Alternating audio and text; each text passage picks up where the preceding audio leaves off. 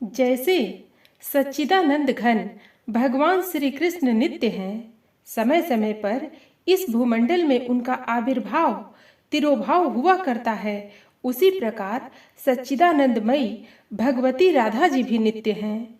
वास्तव में भगवान की निज स्वरूपा शक्ति होने के कारण वे भगवान से सर्वथा अभिन्न हैं और समय समय पर लीला के लिए आविर्भूत तिरोभूत हुआ करती हैं।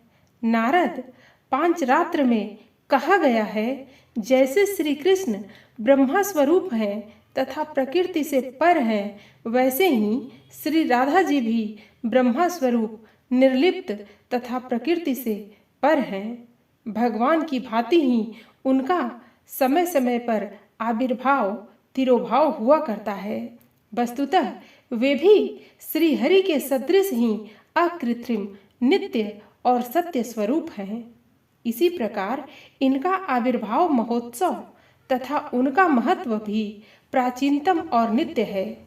पद्य पुराण ब्रह्मा खंड के 7वें अध्याय में श्री नारद ब्रह्मा के संवाद रूप में एक इतिहास मिलता है।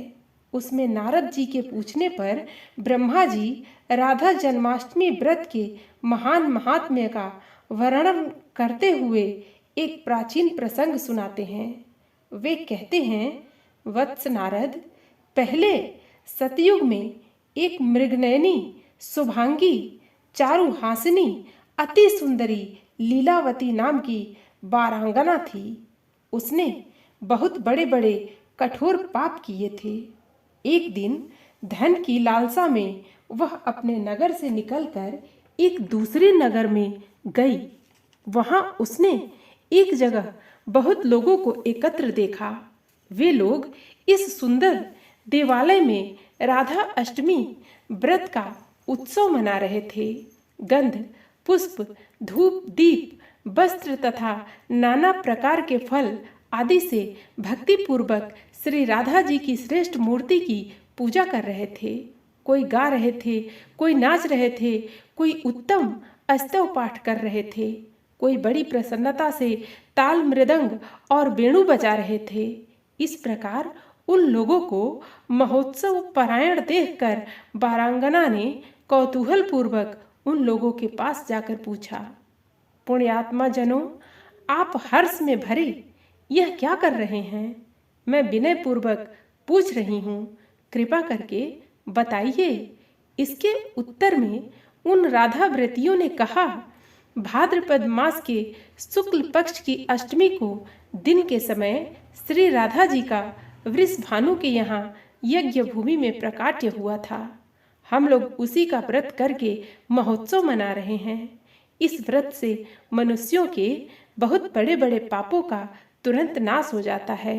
उसकी बात सुनकर वारांगना लीलावती ने भी व्रत करने का निश्चय करके व्रत किया।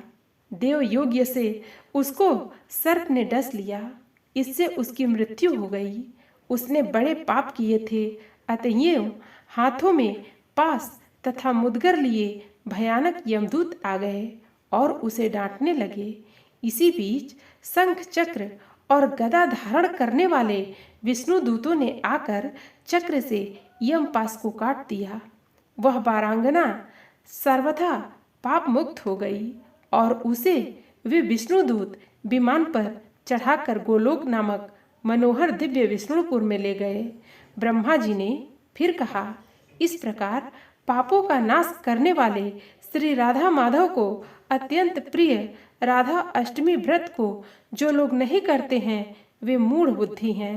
उन स्त्री पुरुषों को यमलोक में जाकर नरकों में गिरना पड़ता है और फिर पृथ्वी पर जन्म लेने पर घोर दुख भोगने पड़ते हैं। वास्तव में श्री राधा जी भगवान श्री कृष्ण की ही अभिन्न मूर्ति हैं। इनकी पूजा सदा से होती आई है और होनी चाहिए। जन जन को चाहिए कि वह सर्वत्र श्री राधा जन्माष्टमी व्रत करने तथा महोत्सव मनाने का सत प्रयास करे। शुद्ध हृदय से उत्साह पूर्वक स्वयं मनाए तथा लोगों को प्रेरणा देकर मनवाए। इससे उनका और जगत के उन जीवों का जो इस व्रत महोत्सव का सेवन करेंगे कल्याण होगा, इसमें कोई भी संदेह नहीं।